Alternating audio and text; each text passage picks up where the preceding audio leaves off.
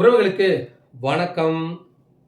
தமிழ்நாட்டில் தேர்தல் நேரத்தில் கருத்து கணிப்பு அப்படின்னு ஒன்று வெளியிடுவாங்க.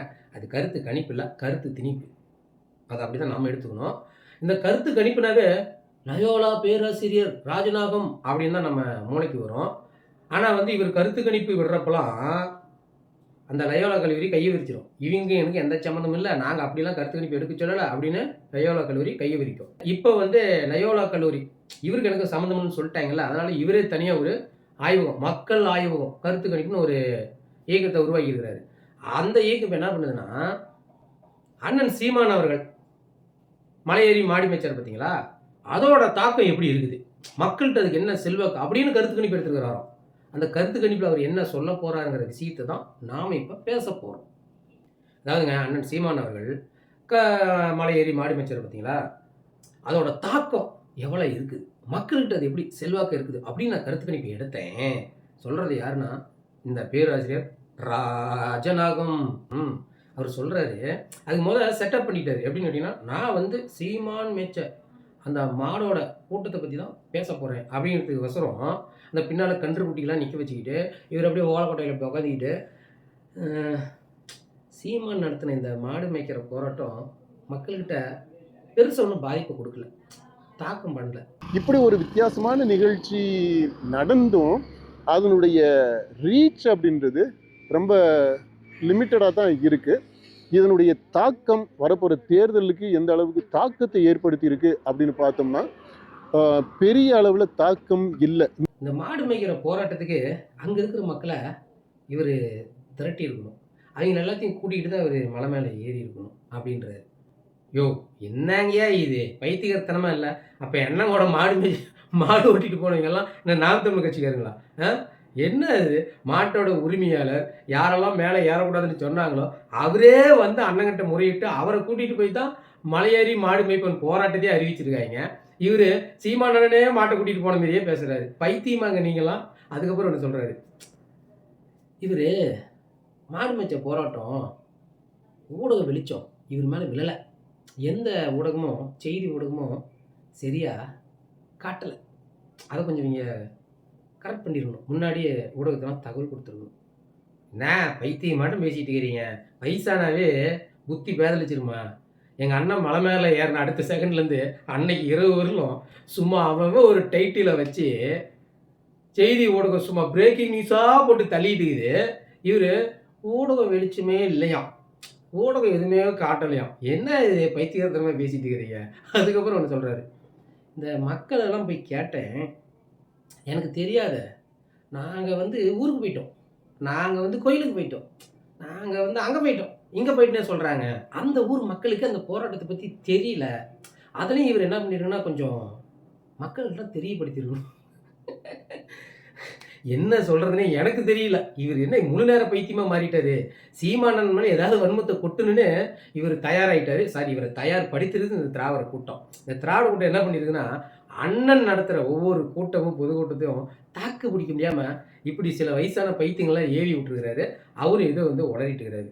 சரி, அடுத்தது என்ன சொல்கிறாருன்னா, நான் அந்த ஊரில் இருக்கிற பசங்கள்லாம் கேட்டேன், அதில் ஒரு சின்ன பையன் சொல்கிறான், மலையாரி விட்டு போராட்டத்தை பண்ணி இது பண்ணிருக்காங்க, எங்களை சீமான் இல்ல எங்களோட தெய்வம்.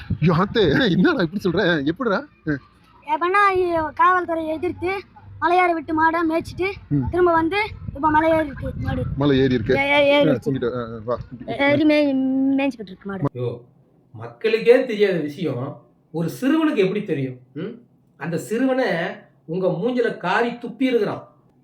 இவர் என்ன பண்ணியிருக்கிறாருன்னா, ஒரு சிறுவன்கிட்ட போய் கேட்டுருக்கிறாரு, தம்பி இந்த போஸ்ட் ஒட்டி இருக்கிறாங்களே, இந்த மாடு மேய்க்கும் போராட்டம்னு சொல்லி அண்ணன் சீமான் அவர்கள் புகைப்படம்லாம் போட்டு போஸ்ட் ஒட்டியிருக்கிறாங்க, அதை பார்த்து யாருன்னு கேட்குறப்ப அந்த பையன் என்ன சொல்கிறான்னா, இவர் சீமான் உங்களுக்கு தெரியாதா, இவர் சீமான்ல எங்கள் தெய்வம். என்னப்பா இப்படி சொல்கிற? ஆமாம், அங்கே எங்கள் பெரியப்பா மாடு மேய்க்க போகிறப்ப அந்த ஃபாரஸ்ட் ஆஃபீஸர்லாம் இவர் தள்ளி விட்டு அடிக்கலாம் வந்துட்டாங்க, இவர் திட்டாங்க. இவர் தான் போய் சீமான்கிட்ட போய் சொன்னார், இப்படி பண்ணுறாங்க, மாடு மேய்க்க விட மாட்டேங்கிறாங்கன்னு. அதுக்கப்புறம் அவரே மாடு மேய்க்கிற ஒரு மாநாடு போட்டார், அதில் இவருக்கு மாலைலாம் போட்டு பேசினார். அதான் பெரியவர், உங்களுக்கு தெரியுமில்ல, அவர் தான் அந்த பெரியவர் தான் இந்த தம்பியோட பெரியப்பாவா.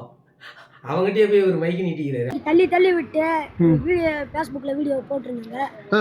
அதை பார்த்து அது யாரு தள்ளி விட்டது? அந்த அவர் யாரு? நம்ம ஊருக்கார் தானே? பெரியப்பா அவர் இங்க இருக்காரா சன்னாசி? இப்ப எங்க விட்டாரு? மாடு மேய்க்க அண்ணன் மாடு மேய்க்கிற போராட்டம் அறிவிச்ச அந்த ஊர் மக்களுக்கு தெரியாதுன்னு இவர் சொல்றாரு. அதுல இருக்கிற சின்ன பையன் இவ்வளவு விவரமா பேசுறான், இவர் மூஞ்சிலே காரி துப்பியிருக்கிறான். இதோட என்ன வேணும்? எங்க அண்ணனோட அரசியல் அந்த சிறுவனுக்கு தான். அந்த சிறுவன் புரிஞ்சுக்கிட்டானே, அது போதுமே. நீ ஏன் மைக்கு தூக்கிட்டு தேவலாம் சுத்திட்டு வயசான காலத்துல? இதுல இவர் திராவிடத்துக்கு சொம்படிக்கிறார் அப்படின்றத எப்படி உறுதிப்படுத்தணும்னா, நீ போன கலாய்வு பண்ண அதெல்லாம் சரி, இவர் உட்காந்துட்டு பேசுறாரு. காலில் ஷூவை பாத்தீங்களா? அங்க இருக்கிறவன் பாதி பேர் செருப்பு இல்லாம இருக்கிறான், பாதி பேர் சாதாரண செருப்பு போட்டுட்டு அப்படிதான் இருக்கிறாங்க. இவர் போட்டுக்கிற அந்த ஷூ வந்து ரொம்ப அப்பட்டமா தனித்துவமா தெரியுது. சீமான் மாடு மேய்க்க போனதெல்லாம் சரிதான். பக்கத்தில் பார்த்தீங்களா எல்லாரும் காலையும் அதெல்லாம் வந்து சாதாரணமாக செருப்பு போட்டுருக்குறாங்க. அந்த மாடு மேய்க்கிறவங்க செருப்பே போடலை. ஆனால் இவர் எவ்வளோ விலை அதிகமான ஷூவை போட்டுருக்கிறாரு. அதுவும் பாருங்க, கலர் எவ்வளோ எடுப்பாக தெரியுதுன்னு, பச்சை கலர். அவர் ஷூவை உனக்கு கண்ணு உறுத்துது. இப்போ அந்த கூட்டத்தை எவ்வளோ உத்து இவங்க கவனிச்சிருக்கிறாங்க. ஆனால் அந்த கூட்டம் வந்து எடுபடலையா. அது ஷூ போட்ட மாடு மேய்ப்பாங்க. நீங்கள் கொஞ்சம் கலர் கம்மியாக கருப்பு ப்ரௌனு இது மாதிரி போட்டிருக்கணும். சரி, பக்கத்தில் வர மாடு மேய்க்கிறவர் வந்து செருப்புலாம் தானே வர்றாரு. அவர் காலில் குத்தாத முள்ளா வந்து உங்கள் காலில் குத்திர போகுது. என்ன நீங்கள் கொஞ்சம் கரெக்ட் பண்ணியிருக்கணாமா, என்ன நீங்கள் அப்படின்றாரு. என்னங்க பெரிய மத்தவங்க காலில் குத்தாத முள்ளு உங்க காலில் குத்திர போகுது, அப்புறம் எதுக்காக நீங்க அந்த மலங்காட்டுக்குள்ள போற போராட்டத்தை ஏறி முன்னெடுக்கிறீங்க? அவர் என்ன மாடு மேய்க்க முழு நேரம் மாடு மேய்க்கவா போகிறாரு? அவர் மாடு மேய்க்கிற மக்களுக்கு பாதுகாப்பாக போகிறாரு. நான் இருக்கிறவனுக்கு நீ மேலே ஏறி மாடு மேய், நம்மளோட உரிமை. நம்ம மேய்ச்சல் நிலத்தையே காணோம், எல்லாம் ஆட்டையை போட்டு அந்த திராவிட கூட்டம். இப்போ இந்த மலை மேலே ஏறக்கூடாதுன்னா குறைஞ்சது ஒருத்தர் 100 மாடு 150 மாடு வச்சுக்கிறாங்க. எங்கே மேய்ப்பாங்க? நான் இருக்கிறவா அப்படின்னு சொல்லி கூப்பிட்டு போகிற ஒரு அரசியல் தலைவரை மாடு மேய்க்க போகிறப்ப ஷூ எதுக்கு? உன்ன மாரி ஆளுங்க ஏதாவது பேசினா கழட்டி இடுறதுக்கு தான். என்ன வயசானா நீ இப்படி தான் இருப்பீங்களா? எல்லா திராவிட கூட்டமும் இப்போ என்ன கதறுதுன்னா, ஷூ ஷூ பத்தியா இவ்வளோ வேலை, ஷூ போட்ட ஏண்டா எங்கள் அண்ணன் ஷூ கூட அரசியல் பேசுமா பாரு. அப்போ எங்கள் அண்ணன் காரி துப்புரா கூட அதை வச்சு அரசியல் பேசும். இதுக்கு மேலே அப்படி தான் ஆகிப்போச்சு. என்ன எங்கள் அண்ணன் இதுக்கு மேலே துப்புறப்ப எவன் திராவிடத்துக்கு முட்டு கொடுக்குறானோ அவனை கூட்டது முன்னாடி நிறுத்தி மூஞ்சில் காரி துப்புனேன். அப்போ ஏதோ அறிவு வருதுன்னு பார்ப்போம். ஐயோ, வயசான காலத்தில் புத்தி பேதலிச்சு இப்படிலாம் திரியிறாங்க.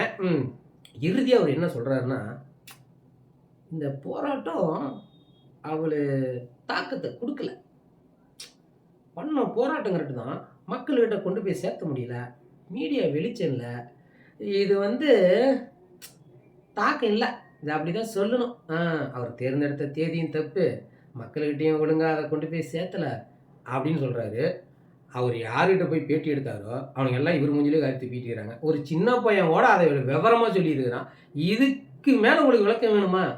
தேர்தல் நேரத்தில் கருத்து கணிப்பு கொடுத்தோமா, அதுக்கு ஒரு வருமானம் கொடுத்தாங்களா, அதை வாங்கிட்டு போனோமான்னு இருக்கணும். இப்போ எங்கள் அண்ணன் பின்னாலேயே இவனுங்க விளக்கு தூக்கிட்டு தெரிய ஆரம்பிச்சிட்டானுங்க. இப்போ இதுதான் இவர் பேருக்கு ஏற்ற மாதிரி ராஜன் நாகம் நல்லா திராவிட விஷம் கக்குது. இப்படி தான் பல பேர் பைத்தியமாக மாதிரி ஊருக்குள்ளே சுற்றிக்கினுங்கிறானுங்க. இந்த பைத்தியத்துக்கெல்லாம் நம்ம தெளி வைக்கணும் அப்படின்னா அண்ணன் வேப்பலையை எடுத்து விபூதியை போட்டு மண்டை மண்டையாக அடிக்கணும் போல. மீண்டும் ஒரு காலம் சந்திப்போம். நன்றி, வணக்கம்.